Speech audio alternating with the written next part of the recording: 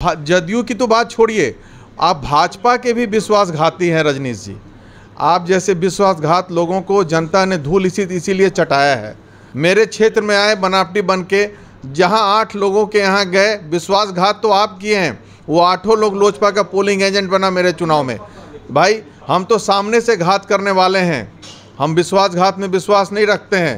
तो लोग कह रहे हैं कि भले ही वो कांग्रेस से जीत कर आए हैं, पर आने वाले दिनों में कहीं वो जदयू में ना आए जाएं। पूरा पैकेट बटा है जनप्रतिनिधियों तक, उस पर क्या कहना है? तो फिर लोग कह रहे हैं, लोग ऐसे हैं, लोग अब जब हारे हैं तो बोले ना, हारे हैं तो क्या कहेंगे? हाँ। हारे हैं अपने करनी से। अच्छा, अपने जो गलत धंधा करते थे उससे हारे हैं। हर फंड में कमीशन लेते थे वो।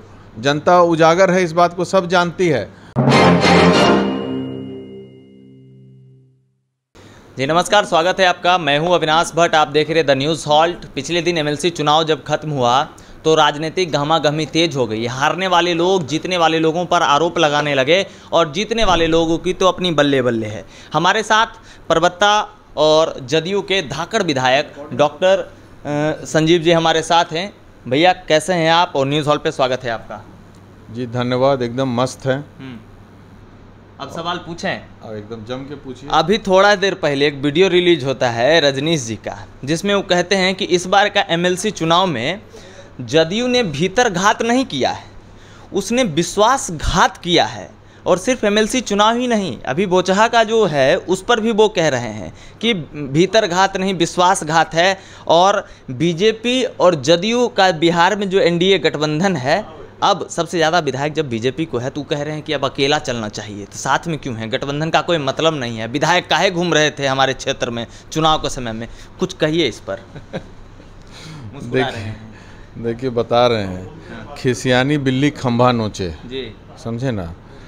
तो आप देख चुके हैं वो बुरी तरह हारे ही नहीं है, बुरी तरह हारे हैं वो जी।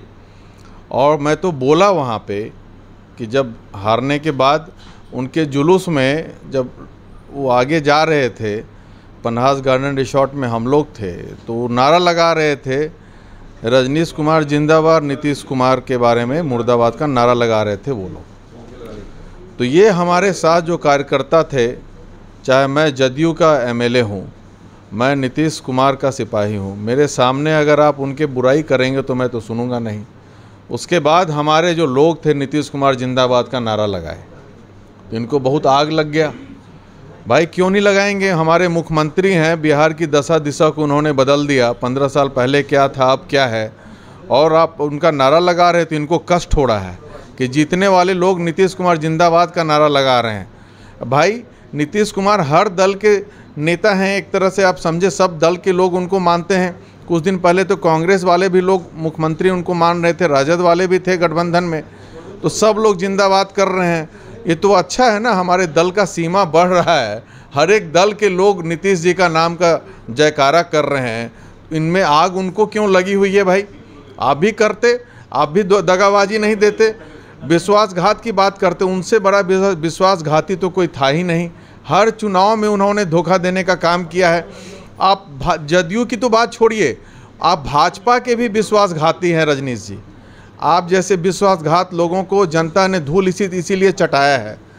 जनता ने इस बार खगड़िया बेगूसराय में जात पात से हटकर, पार्टी से भी हटकर, व्यक्ति विशेष को ध्यान में रखकर राजीव कुमार जी को जिताया है। अहंकार के ऊपर शालीनता की जीत है। हारने के बाद भी जो होता है ना कि मतलब जल गया है रस्सी, उसके बाद भी ऐठन नहीं गई है, वही स्थिति इनकी है। अब कुछ रह नहीं गया है। अब यही सब बोल करके खुश हो रहे हैं, ये कह रहे हैं भाजपा को अलग। अगर भाई कोई रोका है, जिसको जाना है जाए जहाँ पे, हम लोग किसी को बांध के रखे हैं? हमारे नेता, हमारे बिहार में नीतीश कुमार जी के नेतृत्व में एनडीए की सरकार बनी है और पूरा 5 साल पूरा करेगी। ऐसे छुटभइये लोगों की बात का कोई ध्यान नहीं देने वाला है। सारे एनडीए एकजुट हैं और ये अपने हरकत के कारण हारे हैं। मैं तो कहता हूँ खुल करके, वहाँ पे जदयू भाजपा के सारे कार्यकर्ताओं की जीत हुई है। बेगूसराय खगड़िया में सारे जदयू और भाजपा के कार्यकर्ता 80% 90% कार्यकर्ता राजीव कुमार जी को वोट किए हैं।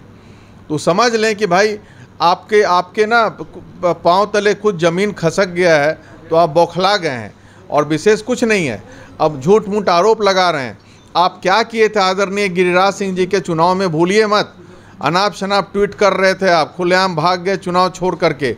मेरे क्षेत्र में आए बनावटी बन के, जहां 8 लोगों के यहाँ गए, विश्वासघात तो आप किए हैं। वो 8 लोग लोजपा का पोलिंग एजेंट बना मेरे चुनाव में। भाई हम तो सामने से घात करने वाले हैं, हम विश्वासघात में विश्वास नहीं रखते हैं। अगर मर्द हैं तो आमने सामने बात कीजिए, आप पीछे से अनाप शनाप मत बोला कीजिए। मैं आपको बताना चाहता हूं और आप जैसे वैसे लोगों को बताना चाहता हूं जो पीछे हल्ला गुल्ला करते हैं कि आप जैसे भेड़ बकरी जो है मिमियाते हैं हज़ारों की संख्या में, उनके सामने एक शेर की दहाड़ ही काफ़ी है। वो चुनाव में वहाँ की जनता ने बता दिया है, वहाँ के जनप्रतिनिधियों ने बता दिया है। बकरी की तरह मिमियाते भी नहीं थे विधान परिषद में आप। मुझे जब जनप्रतिनिधियों ने बोला ये मुद्दा है, मैं एकदम विधानसभा में दमदारी से बात को रखा। माननीय मुख्यमंत्री नीतीश कुमार ने माना और उसका रिजल्ट भी ये हुआ कि जितने जो लाइसेंस है, जिनकी मौत हो चुकी है, हत्या हो चुकी है जनप्रतिनिधियों की, उनके परिजन को उनको लाइसेंस मिलना भी शुरू हो गया आर्म्स लाइसेंस रक्षा के लिए। आप क्या कर रहे थे मौनी बाबा? अब हार रहे हैं तो प्रेस कॉन्फ्रेंस करते हैं, और पहले कह रहे थे कि हम अपने तंत्र से चुनाव जीतेंगे। आपका तंत्र कहाँ हवा में चला गया? जनता के सामने कोई तंत्र काम नहीं करता है महाराज। लाइन पे रहिए, नहीं तो जनता औकात दिखाती है जैसे वो दिखाती रहेगी। घमंड में उतना मत रहिए आप लोग। और जो भाजपा को और जदयू को बीच में दरार डालने की कोशिश करते हैं आप, वो अपने एकजुटता का परिचय बेगूसराय में उन्होंने दिखा दिया है कि भाजपा जदयू एक है। आप कार्यकर्ताओं की इज्जत नहीं देते थे, जदयू के लोगों को आप काफिर की तरह समझते थे, बेगूसराय और खगड़िया के लोगों को। तो अब जनता ने आपको जवाब दे दिया। जदयू के कार्यकर्ताओं ने नहीं, भाजपा के लोग ने भी आपको जवाब दिया है। तो कोई हम लोग भीतरघात विश्वासघात नहीं, एकदम सीना ठोक करके सामने से आपको जवाब दिए हैं। एकदम ऐसा ही जवाब मिलता रहेगा। ये जनता की जीत है और बेगूसराय खगड़िया के तमाम जनप्रतिनिधियों की जीत है, सच्चाई की जीत है, अहंकार की हार है ये। और एक बेटा बन करके मैं परबत्ता की सेवा करता हूँ, उसी तरह बेगूसराय खगड़िया की बेटा बन करके राजीव कुमार जी सेवा करने का संकल्प लेके बढ़े और जनता ने उनको अपना प्यार दिया, सम्मान दिया। आप निश्चिंत रहें, पिछले चुनाव में आप छल कपट से आप जीते थे। जनता को ये बात दुख थे इस बात को लेकर के। तो वो आप कहते हैं कि हमने सूद समेत बदला ले लिया, और आपको जो प्यार और सम्मान उन्होंने बेगूसराय और खगड़िया के जनप्रतिनिधियों ने मुझे दिया है, मैं उनको सूद समेत वापस करने का संकल्प लिया हूँ। चलिए, तो देख लिए, तो सवाल जवाब तो ये सब चलता ही रहेगा। कोई लोग विरोध करेंगे तो आपका काम है प्रतिक्रिया देना। एक चीज़ और है विधायक जी, आप परबत्ता के काफ़ी चर्चित विधायक हैं। हमारे बेगूसराय में पिछले 10 दिन से मजदूर तबके के लोग, आप जो पर्चा बांट कर अभी आए हैं ज़मीन का, उसी पर्चे के लिए पिछले 10 दिन से 20 मजदूर अनशन कर रहे हैं और हमारे नगर विधायक उस पर कोई रिस्पॉन्ड नहीं कर रहे हैं। मैं सिर्फ आपको रिस्पॉन्ड करने नहीं कह रहा हूँ, मैं सिर्फ आपको ये कह रहा हूँ कि वो जो प्रोसीजर है जिसके तहत आप आज 263 या 64 लोगों को ज़मीन दे रहे हैं, 1-1 कट्ठा ज़मीन सर काफ़ी होता है जिनके पास कुछ भी नहीं है, तो वो प्रोसीजर क्या है ताकि लोग समझ पाएँ, आगे वो कर पाएँ? देखिए, इसमें ना आपको सबसे पहले ना इसमें आपको जो जनप्रतिनिधि हैं, विधायक हैं, चाहे सांसद हैं, उनको एक्टिव होना पड़ता है जी। हमारे यहाँ के तो सांसद निकम्मे हैं, वो किसी चीज़ में एक्टिव नहीं रहते हैं, यूजलेस हैं। तो हम ही को एक्टिव रहना पड़ता है अपने लोगों को पर्चा दिलवाने, चाहे जो समस्या रहती है जी। तो यहाँ पे मैं इसके क्या है कि भाई पहले चिन्हित करना पड़ता है सरकारी ज़मीन, जो गैर मजरूआ ज़मीन है, जो बहुत लोग गलत तरीके से, बहुत ज़मींदार पुराने उसको गलत तरीके से पर्चा बना लिए हैं, ये कर लिए हैं, ग्रैब करके रखे हुए हैं।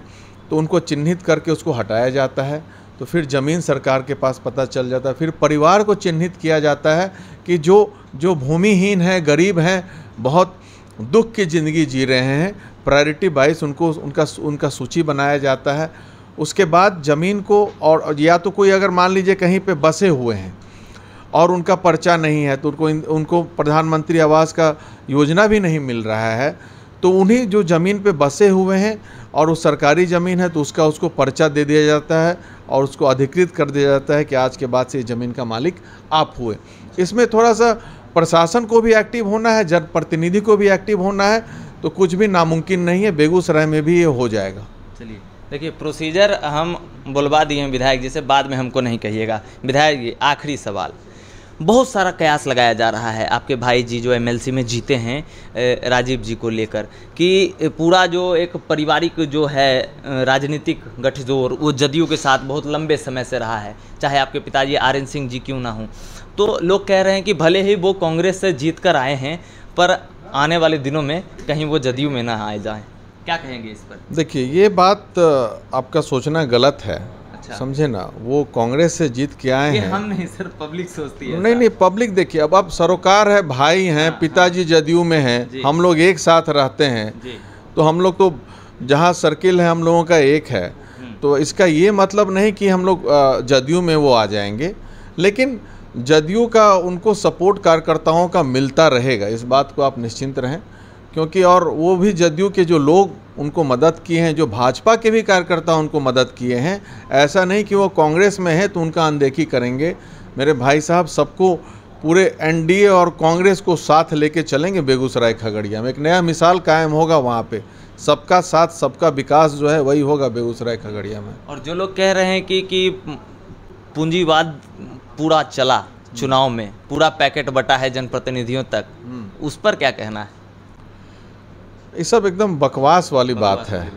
आप तो खुद हैं, आप देखे हैं क्या पैकेट कहीं बंटते हुए? हमको तो कहीं नहीं दिखा सर। तो फिर लोग कह रहे हैं, लोग ऐसे हैं, लोग अब जब हारे हैं तो बोले ना, हारे हैं तो क्या कहेंगे? हाँ। हारे हैं अपने करनी से। अच्छा। अपने जो गलत धंधा करते थे उससे हारे हैं। हर फंड में कमीशन लेते थे वो, जनता उजागर है, इस बात को सब जानती है। और जनता कंपेयर करती थी कि भाई हम लोग से, भाई इनका क्या प्रमाण? हम बोले कि भाई 5वां बार पिताजी जीते हैं, 6ठी बार हम जीते हैं।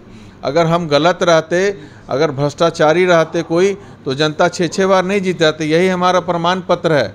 वैसे परिवार के हमारे भाई साहब हैं, तो आप निश्चिंत रहे। तो जनता ने परबत्ता के विकास को भी देखा कि परबत्ता में इतना विकास किए हैं, वो जीतेंगे तो वहाँ पे भी जात पात की दीवार को ख़त्म करेंगे और विकास करेंगे।